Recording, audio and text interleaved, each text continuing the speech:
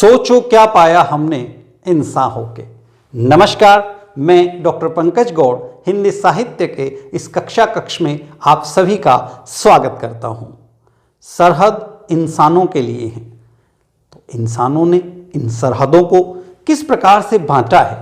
क्या भौगोलिक रूप से खींची गई ये रेखाएं मानवीय संवेदनाओं को, लोगों के दिलों को भी अलग कर सकती हैं? इसी प्रकार के प्रश्नों से जूझते हुई आज की हमारी कहानी है नमक, और इसकी लेखिका हैं रजिया सज्जाद ज़हीर। आज हम रजिया सज्जाद ज़हीर की कहानी नमक पढ़ने जा रहे हैं, जो आपके आरोह भाग 2 में संकलित है। तो सबसे पहले लेखिका परिचय। रजिया सज्जाद ज़हीर का जन्म 15 फरवरी सन 1917 को राजस्थान के अजमेर नगर में हुआ। बीए तक की परीक्षा आपने घर पर रहकर ही पास की। विवाह के बाद आपने उर्दू साहित्य में एमए की परीक्षा उत्तीर्ण की। आप अजमेर छोड़कर लखनऊ चली आई और वहीं के करामात हुसैन गर्ल्स कॉलेज में प्राध्यापिका के रूप में पढ़ाने लगी। 1965 में आपकी नियुक्ति सोवियत सूचना विभाग में हुई। आपने साहित्यिक सेवा के लिए, सामाजिक सेवा के लिए अनेक पुरस्कार प्राप्त किए। आपको सोवियत भूमि नेहरू पुरस्कार से नवाजा गया। उर्दू अकादमी उत्तर प्रदेश की तरफ से आपको सम्मान प्राप्त हुआ। भारतीय लेखिका संघ की तरफ से भी आपको सम्मान प्राप्त हुआ। ऐसी यशस्वी लेखिका जिन्होंने अपनी एकमात्र रचना जर्द गुलाब के माध्यम से पूरे विश्व में अपनी पहचान बनाई, हमारे बीच से 18 दिसंबर सन 1979 को चली गई। आप मानवीय संवेदनाओं की लेखिका हैं, मानवतावादी लेखिका हैं। आपकी रचनाओं का अनेक भाषाओं में लिप्यांतरण भी हुआ, अनेक भाषाओं में आपकी कहानियों का अनुवाद भी हुआ, और आपने लगातार अपनी रचनाओं के माध्यम से समाज का, विशेष रूप से स्त्रियों के हृदय के कोमल पक्षों का पक्ष लिया। इन्हीं रजिया सज्जाद ज़हीर की कहानी नमक आज हम पढ़ेंगे। तो सबसे पहले कहानी का सार। नमक कहानी की मुख्य पात्र हैं सफ़िया। सफ़िया जब अपने किसी पारिवारिक उत्सव में जाती हैं तो वहाँ उनकी मुलाकात सिख बीबी से होती है। वे सिख बीबी को बताती हैं कि वे लाहौर अपने भाइयों से मिलने जा रही हैं। तो सिख बीबी उनसे एक गुजारिश करती है कि यदि आप लाहौर जा रही हैं तो लाहौर जो एक बहुत खूबसूरत शहर है, जहाँ के लोग बहुत जिंदा दिल हैं, वहाँ से मेरे लिए थोड़ा सा लाहौरी नमक लेके आना, क्योंकि मेरा वतन लाहौर है। सिख बीबी लाहौर में पैदा हुई थी, लाहौर में पली बढ़ी थी, तो लाहौर के प्रति उनकी आत्मीयता बहुत अधिक थी। वे लाहौर से लाहौरी नमक प्राप्त करना चाहती हैं, और सफ़िया संकल्प करती है कि वह उनकी इस इच्छा को अवश्य पूरा करेगी। सफ़िया लाहौर पहुंचती हैं, उनका बहुत स्वागत होता है, उनके भाई उनका बहुत सम्मान करते हैं, आत्मीयजन, बंधुजन सभी खुले दिल से उनका सत्कार करते हैं, और समय निकल जाता है। जब वापसी का समय होता है तो उन्हें अपने वादे की याद आती है। वे लाहौरी नमक अपने साथ ले जाना चाहती हैं।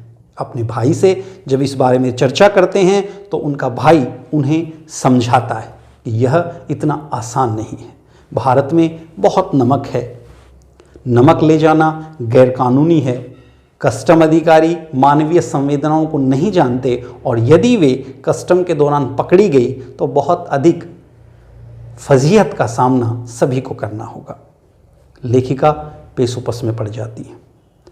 सफ़िया के लिए ये बहुत ही द्वंद्वात्मक स्थिति है कि वे नमक लेकर जाएं कि नहीं लेके जाएं। वे सोचती हैं कि वे सैयद हैं, और सैयद कभी भी अपनी बात से पीछे नहीं हट सकते। अगर उन्होंने सिख बीबी से वादा किया है तो उन्हें नमक लेकर ही जाना चाहिए। सब चीज़ें पैक हो जाती हैं, पर नमक कहाँ रखा जाए इसको लेकर के वे पेशोपस में हैं। इसी प्रकार की स्थिति के साथ, मनस्थिति के साथ वे सोचती हैं कि वे नमक को छिपा कर नहीं ले जाएंगी। किनुओं की टोकरी में जहाँ वे नमक को नीचे रखती हैं, वहाँ से निकाल के वे उसे ऊपर रख लेती हैं और संकल्प करती हैं कि नमक जाएगा, पर कस्टम अधिकारियों को बताकर। कस्टम की जांच के दौरान जब वे वहाँ पहुँच जाती हैं, सामान की जांच चल रही होती है, वे बहुत घबराई होती हैं। वे पाकिस्तान के कस्टम अधिकारी को बता देती हैं कि उन्होंने अपने साथ लाहौरी नमक लिया है। वे सिख बीबी की उस नमक के प्रति आत्मीयता को बता देती हैं। पाकिस्तानी अधिकारी उनकी बात को बड़े ध्यान से सुनता है और वह बताता है कि मेरा वतन दिल्ली है। वह उन्हें नमक ले जाने की इजाज़त दे देता है। धीरे धीरे वे अमृतसर से भारत में प्रवेश करती हैं।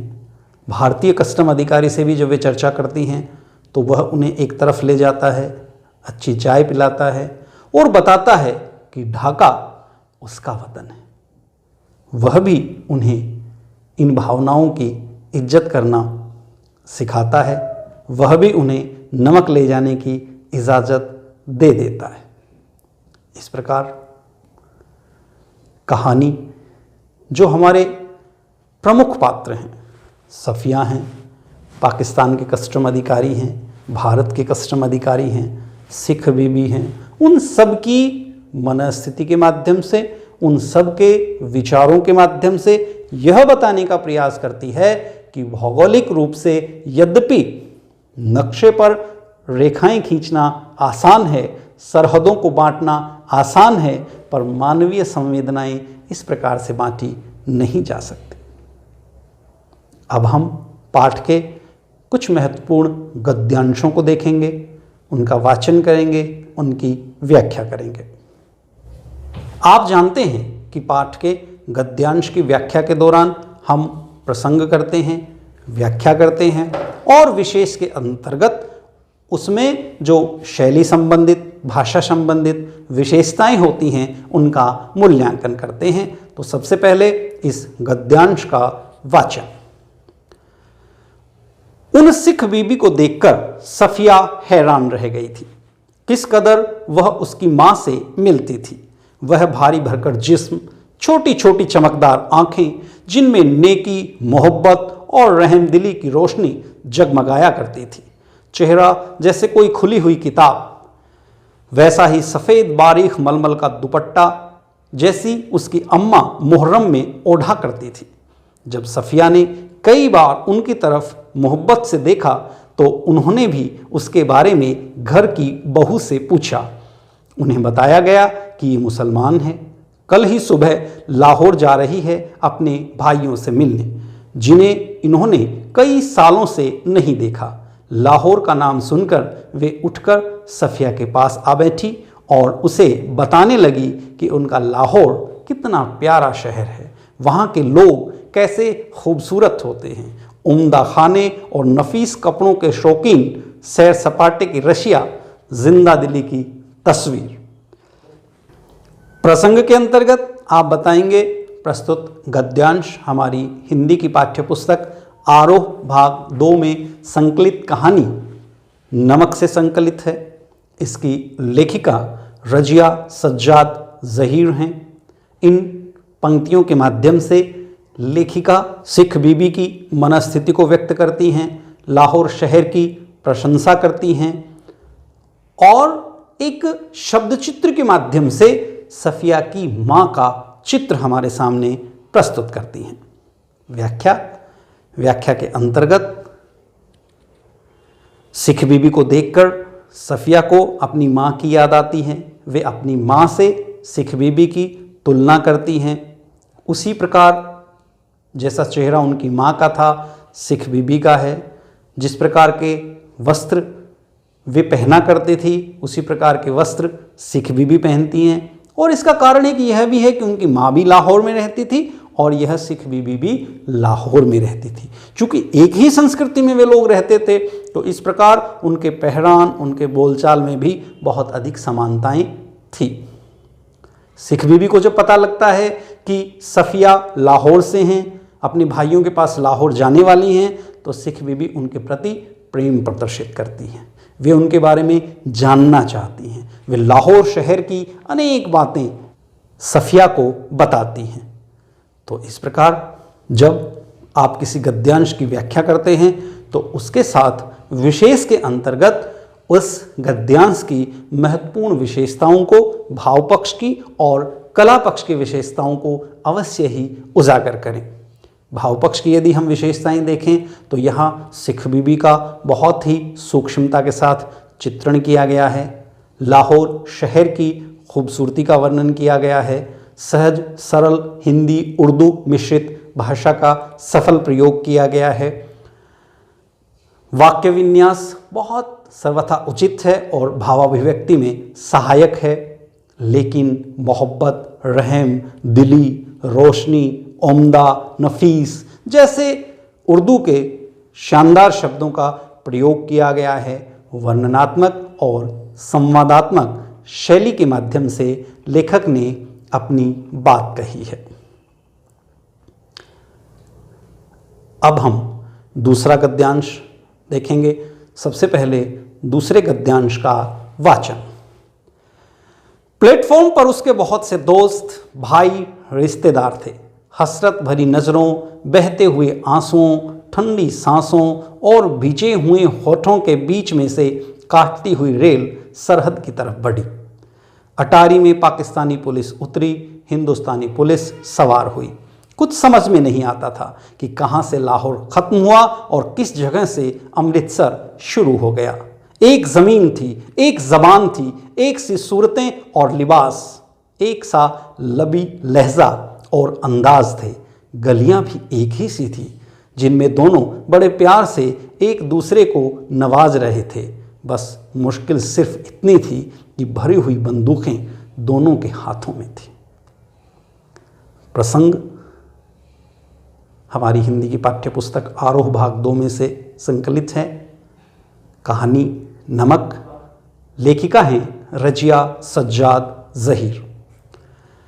इस कहानी में लेखिका दोनों सरहदों के बीच के अंतर को व्यक्त करती हैं। वे पाकिस्तान से भारत आ रही हैं और किस प्रकार के परिवर्तन आते हैं और किस तरह का अंतर्द्वंद्व उनके मन में चलता है, वे इस गद्यांश के माध्यम से हमारे सामने स्पष्ट करती हैं। वे बताती हैं कि जब प्लेटफॉर्म पे उनके भाई, उनके रिश्तेदार उन्हें छोड़ने के लिए आए तो वे उनसे अलग नहीं होना चाहते थे। उनकी आंखों में आंसू थे, वे ठंडी आहें भर रहे थे। वे अपनी पीड़ा को, अपनी आपदा को दबाने का प्रयास कर रहे थे। वे ट्रेन में सवार होती हैं और वहाँ के बाद देखती हैं कि जैसे ही सरहद परिवर्तित होती है, अटारी बॉर्डर पे वे आती हैं तो पाकिस्तान की पुलिस ट्रेन में से उतर जाती है। भारतीय पुलिस उसमें सवार हो जाती है। लेखिका को लगता है कि दोनों तरफ के शहर एक जैसे हैं, दोनों तरफ के लोग एक जैसे हैं, एक दूसरे से जुड़े हुए हैं, तो भी इनके बीच में सरहदें क्यों पैदा की गई। और एक चीज़ जो लेखिका को बहुत ही भीतर से डराती है, भयभीत करती है कि दोनों तरफ पुलिस है और उस पुलिस के हाथों में बंदूकें हैं। वे बंदूकें जिन्होंने यहाँ के लोगों को अलग अलग करने के लिए विवश कर दिया है। विशेष के अंतर्गत भारत और पाकिस्तान की सीमाओं का भावपूर्ण चित्रण इसमें किया गया है।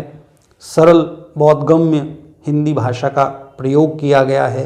उर्दू और अंग्रेजी के शब्द भी प्रयोग में लिए गए हैं। वाक्य विन्यास सटीक और भावाभिव्यक्ति में सहायक है।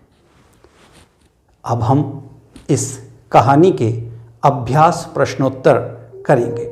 तो सबसे पहला प्रश्न है, सफिया के भाई ने नमक की पुड़िया ले जाने से क्यों मना कर दिया?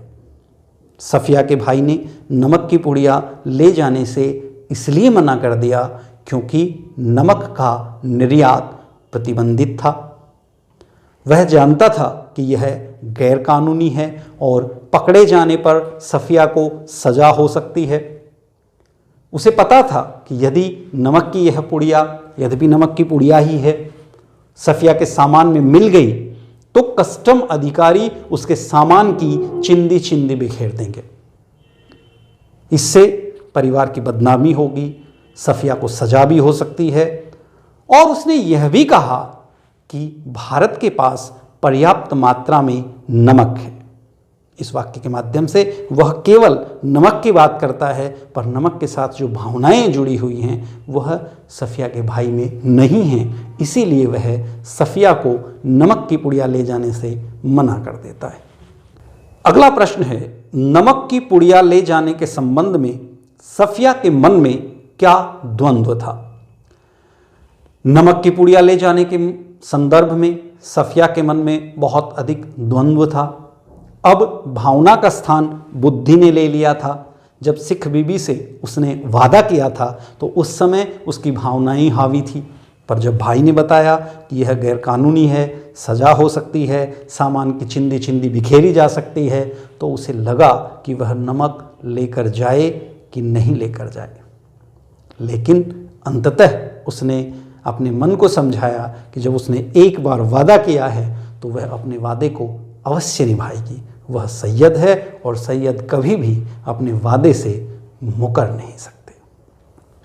अगला प्रश्न है, जब सफिया अमृतसर पुल पर चढ़ रही थी तो कस्टम अधिकारी निचली सीढ़ी के पास सिर झुकाए चुपचाप क्यों खड़े थे?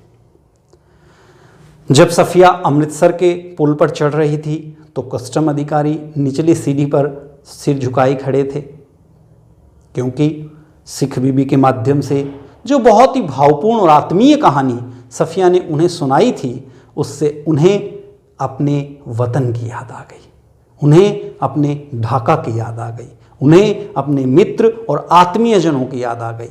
जब हम अपने देश से दूर होते हैं तब हमें उसके महत्व का पता लगता है। आपने प्रसिद्ध कहानी काबुलीवाला के आधार पर बनी फिल्म का यह गीत अवश्य सुना होगा। ऐ मेरे प्यारे वतन, ऐ मेरे बिछड़े चमन, तुझ पे दिल कुर्बान। माँ का दिल बन के कभी मुझको तड़पाता है तू, और नन्ही बेटी सा मुझको याद आता है तू। सबसे प्यारी सुबह हो तेरी, सबसे रंगी तेरी शाम, तुझ पे दिल कुर्बान। जब आप देश से दूर चले जाते हैं तो देश की सुबह, देश की शामें, देश में रहने वाले लोग, वहाँ की संस्कृति, वहाँ के संस्कार आपका लगातार पीछा करते हैं। यह बात उसी मनस्थिति को बहुत गहराई के साथ हमारे साथ साझा करता है। अगला प्रश्न है, लाहौर अभी तक उनका वतन है और दिल्ली मेरा, या मेरा वतन ढाका है जैसे उद्गार किस सामाजिक यथार्थ का संकेत करते हैं? ये सभी उद्गार मानवीय भावनाओं की गहराई से संकेत करते हैं। भौगोलिक रूप से राजनीतिक नक्शे में सरहदें बांट देने से लोगों के दिलों को नहीं बांटा जा सकता। कहानी में लाहौर के कस्टम अधिकारी को, सिख बीबी को, भारतीय कस्टम अधिकारी को दिखाया गया है और उनके मनस्थिति के माध्यम से बताया गया है कि वे सब जहाँ वे पैदा हुए, जहाँ की संस्कृति में उन्होंने जन्म लिया, जहाँ के संस्कारों को उन्होंने ग्रहण किया, उनसे अलग नहीं हो पाते। उनमें से कोई दिल्ली को अपना वतन बताता है, कोई लाहौर को अपना वतन बताता है और कोई दिल्ली में रहते हुए अभी तक ढाका के प्रति अपने प्रेम को समाप्त नहीं कर पाया है और आज भी ढाका को अपना वतन बताता है। अगला प्रश्न है प्रश्न संख्या 5। नमक ले जाने के बारे में सफिया के मन में उठे द्वंद्वों के आधार पर उसकी चारित्रिक विशेषताओं को स्पष्ट कीजिए। नमक ले जाने के संदर्भ में सफिया के मन में जो द्वंद्व उठे हैं उनके माध्यम से हम इस निष्कर्ष पर पहुंचते हैं कि वह बहुत भावुक है। एक बार वह सिख बीबी से जब वादा कर देती है तो किसी भी सूरत में अपने वादे को समाप्त नहीं करना चाहती, उससे मुकरना नहीं चाहती। वह वायदे की धनी है, उसमें बहुत गहरी मानवीय संवेदनाएं हैं और वह व्यवहारिक है। यद्यपि एक बार उस पर भावनाएं हावी होती हैं, पर बुद्धि भी उसके साथ है। वह कस्टम अधिकारियों को सहजता के साथ अपने तर्कों से अपनी बात समझाती है और नमक लेकर के अपना वादा भी निभाती है। इस प्रकार इस कहानी में अनेक ऐसी विशेषताएं हैं सफिया के चरित्र की जो हमें आकर्षित करती हैं, पर उनमें से ये विशेषताएं भावुकता, वादे की पक्की, व्यवहारिकता, बात की धनी आदि हमें विशेष आकर्षित करती हैं। अगला प्रश्न है प्रश्न संख्या 6। मानचित्र पर एक लकीर खींच देने से जमीन और जनता बंट नहीं जाती। उचित तर्कों व उदाहरणों के जरिए इसकी पुष्टि करें। मानचित्र पर एक लकीर खींच देने भर से जमीन और जनता बंट नहीं जाती है। लेखिका का यह कथन पूर्णतया सत्य है। राजनीतिक कारणों से मानचित्र पर लकीर खींचकर देश को 2 भागों में विभाजित कर दिया जाता है। इससे जमीन व जनता को अलग अलग देश का लेवल मिल जाता है, परंतु यह कार्य जनता की भावनाओं को नहीं बांट पाता। उनका मन अंत तक अपनी जन्मभूमि से जुड़ा रहता है। पुरानी यादें उन्हें हर समय घेरे रहती हैं। अनुकूल अवसर प्राप्त होते ही दबी हुई यह भावनाएं प्रत्यक्ष तौर पर उभरकर सामने आ जाती हैं। नमक कहानी में भी सिख बीबी लाहौर को भुला नहीं पाती और नमक जैसी साधारण चीज़ वहाँ से लाने की बात कहती हैं।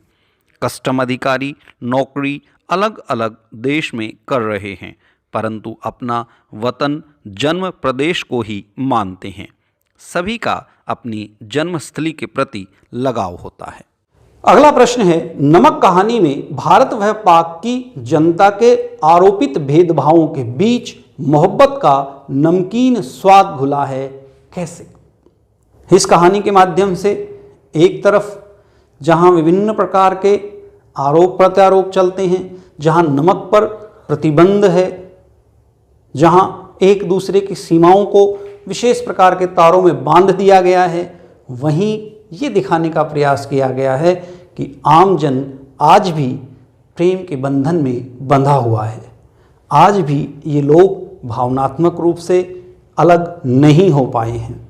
सरहदें राजनीतिक रूप से मानचित्र पर खींच दी गई हैं, पर लोग अपने रिश्तों के नाते, मित्रता के नाते, रक्त संबंधों के नाते, संस्कृति, भाषा, साहित्य के माध्यम से आज भी जुड़े हुए हैं, एक हैं। वे इस अखंड भारत का हिस्सा हैं और यदि सब कुछ ठीक रहा, रफ्ता रफ्ता एक दिन सब अच्छा होगा।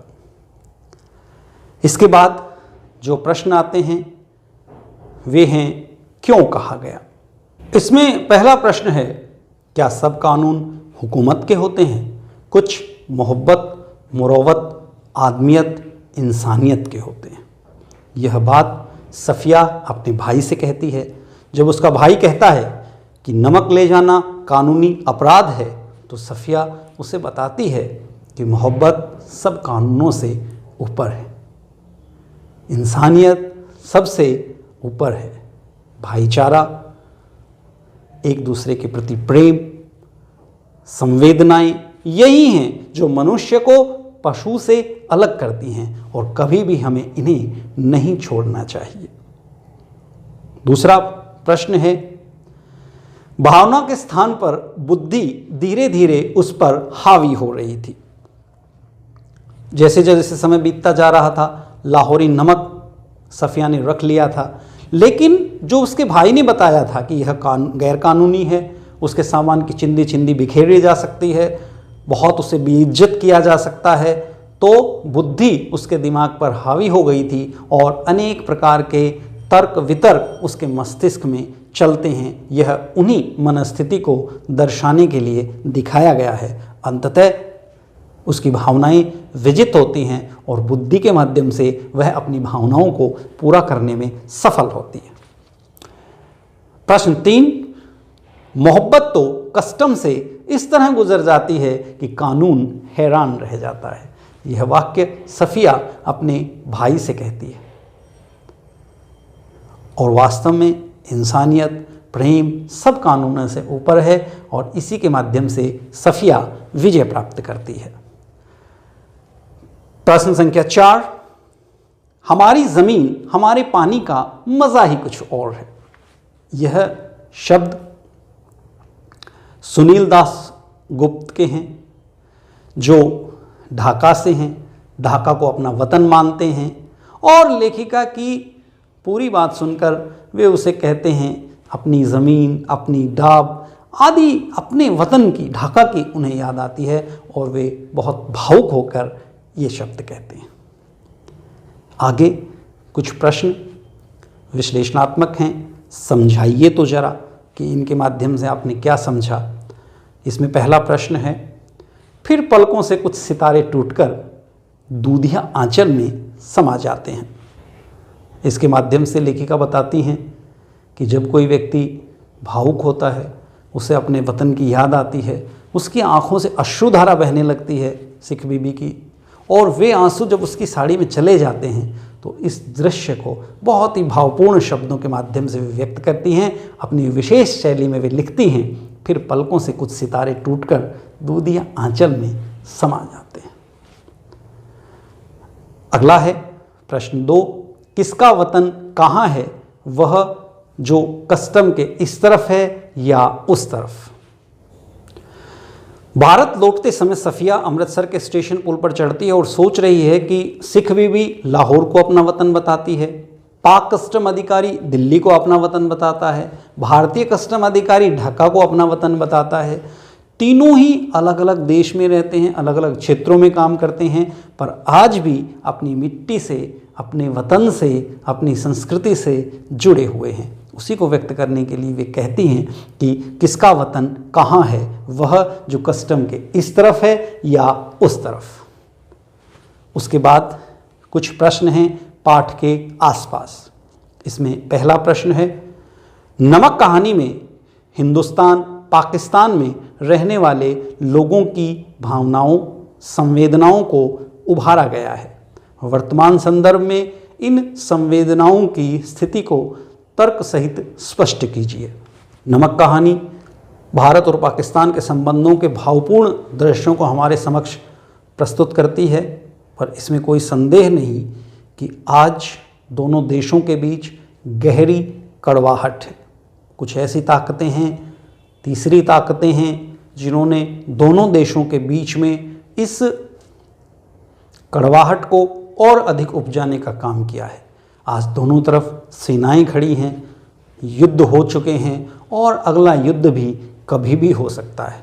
तो ऐसी स्थिति में साहित्यकार, जो समाज के आगे मशाल लेकर चलने वाले लोग हैं, उनका कर्तव्य है कि दोनों तरफ की मानवीय भावनाओं के सक्षम पक्षों को वे लोगों के सामने लाएं। अगला प्रश्न है, सफिया की मनस्थिति को कहानी में एक विशिष्ट संदर्भ में अलग तरह से स्पष्ट किया गया है। अगर आप सफिया की जगह होती तो क्या आपकी मनस्थिति भी वैसी ही होती? स्पष्ट कीजिए। सफिया की मनस्थिति समयानुरूप है।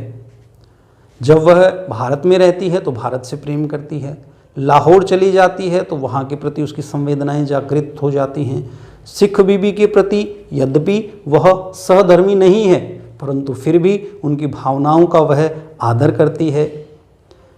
वास्तव में एक संवेदनशील इंसान के लिए वे अदीब हैं और एक लेखिका के लिए इस प्रकार का व्यवहार सर्वथा उचित है। हम भी यदि उसके स्थान पर होते तो निश्चित रूप से हमारी मानवीय संवेदनाएं भी इसी प्रकार से अपने आप को व्यक्त करती। प्रश्न संख्या 3, भारत पाकिस्तान के आपसी संबंधों को सुधारने के लिए दोनों सरकारें प्रयासरत हैं। व्यक्तिगत तौर पर आप इसमें क्या योगदान दे सकते हैं, सकती हैं। व्यक्ति का समाज में बहुत महत्व है। व्यक्तिगत तौर पर मैं वहाँ से आई हुई टीमों का स्वागत करूं, उनके प्रति द्वेष भाव को अपने विचारों से निकालूं। ऐसी चीज़ें जो सांस्कृतिक रूप से हम लोगों को जोड़ती हैं, जो सामाजिक रूप से हम लोगों को जोड़ती हैं, उन्हें उजागर करने का प्रयास करूं ताकि दोनों देशों के बीच में मधुर संबंध पुनः स्थापित हों और यह अखंड भारत बने। अगला प्रश्न है, लेखिका ने विभाजन से उपजी विस्थापन की समस्या का चित्रण करते हुए सफिया व सिख बीबी के माध्यम से भी परोक्ष रूप से संकेत किया है कि इसमें भी विवाह की रीति के कारण स्त्री सबसे अधिक विस्थापित है। क्या आप इससे सहमत हैं? निश्चित रूप से जो बात लेखिका कहती हैं वह सत्य है। स्त्री के कारण, विवाह के कारण स्त्री विस्थापित होती है, पर हमें यह भी समझना चाहिए कि स्त्रियां सामाजिक संवेदनाओं को ले जाने का श्रेष्ठतम माध्यम है।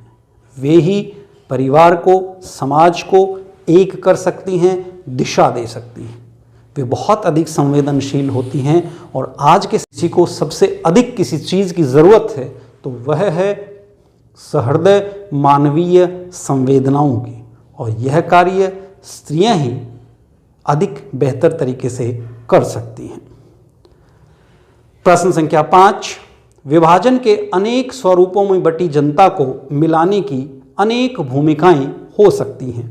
रक्त संबंध, विज्ञान, साहित्य व कला, इसमें से कौन सबसे ताकतवर है और क्यों? देखिए, रक्त संबंधों की अपनी सीमाएं हैं। विज्ञान, साहित्य और कला इसमें बहुत महत्वपूर्ण भूमिकाएं निभा सकते हैं। विज्ञान सरहदों के बाद भी दोनों देशों के लोगों को जोड़ सकता है, और साहित्य वह कला भावनात्मक रूप से अपने आप को व्यक्त कर मानवीय संवेदनाओं को जोड़ने का काम करते हैं। अतः निश्चित रूप से यह महत्वपूर्ण माध्यम है जो दोनों देशों की एकता को बढ़ा सकता है। आपकी राय इसमें प्रश्न है, मान लीजिए आप अपने मित्र के पास विदेश में रह रहे हैं। आप सौगात के तौर पर भारत से कौन सी चीज़ें ले जाना पसंद करेंगे और क्यों?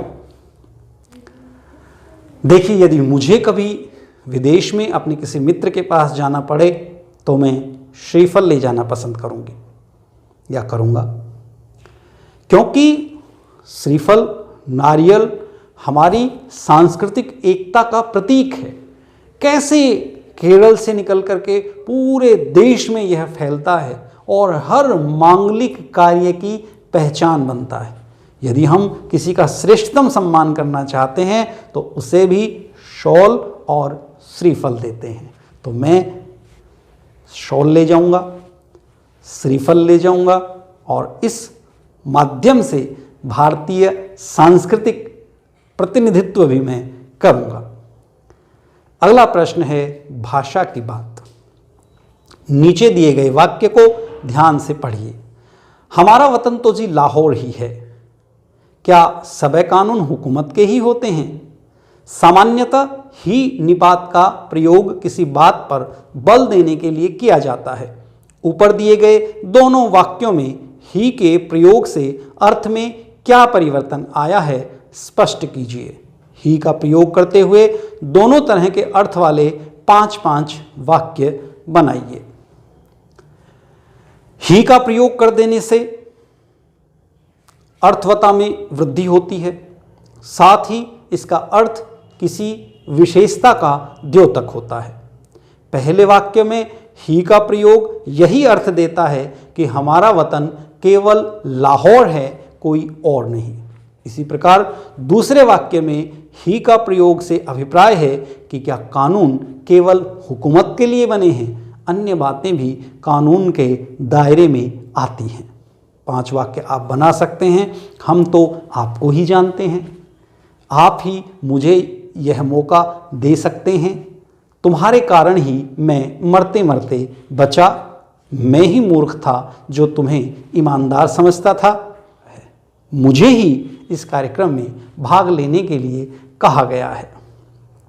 ही का प्रयोग प्रश्नात्मक संदर्भ में। क्या सब हुक्म के ही गुलाम होते हैं? क्या आपने कभी जानने की कोशिश ही की? क्या वह तुम ही हो जिसे अज्ञात लोगों ने धमकी दी? क्या मेरा ही फर्ज रह गया है?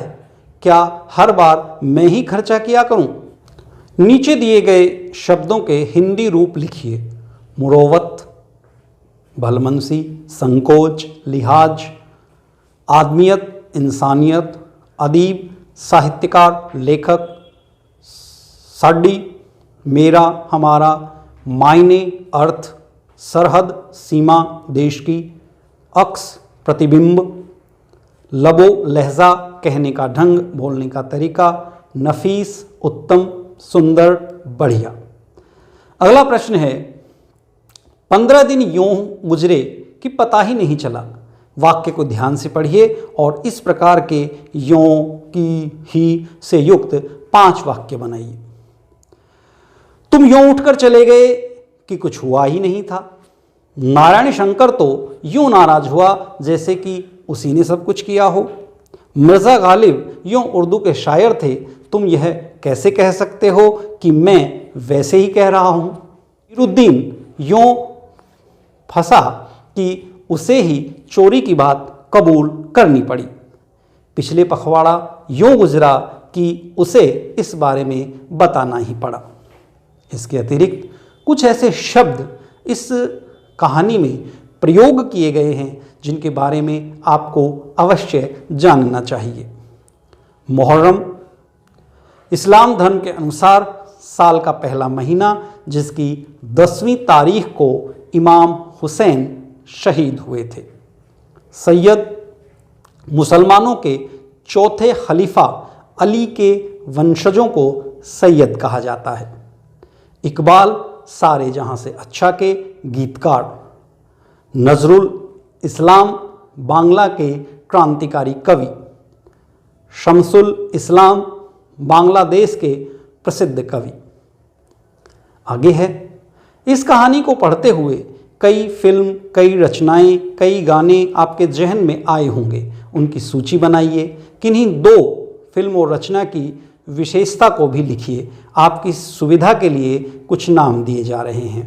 तो इसमें फिल्में हैं 1947 अर्थ, तमस उपन्यास भीष्म साहनी, मम्मो टोबा टेक सिंह कहानी मंटो, ट्रेन टू पाकिस्तान जिंदगी नामा उपन्यास कृष्णा शोभती, गदर पिंजर उपन्यास अमृता प्रीतम, खामोश पानी, झूठा सच उपन्यास यशपाल, हिना मलबे का मालिक कहानी मोहन राकेश, वीर जारा पेशावर एक्सप्रेस कहानी कृष्णचंद्र।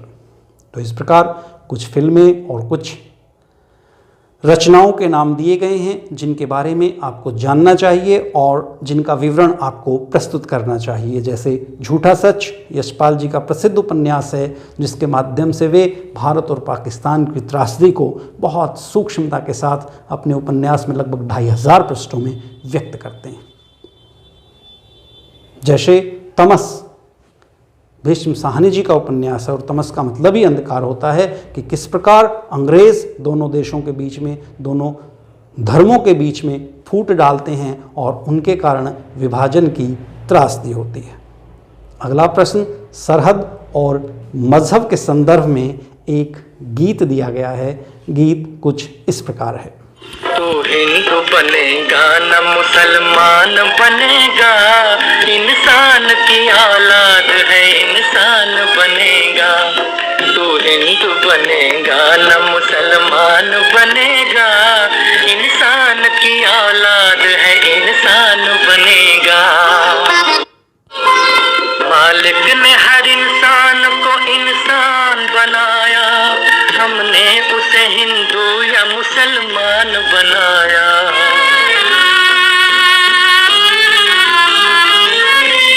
मालिक ने हर इंसान को इंसान बनाया, हमने उसे हिंदू या मुसलमान बनाया। कुदरत ने तो बख्शी थी हमें एक ही धरती,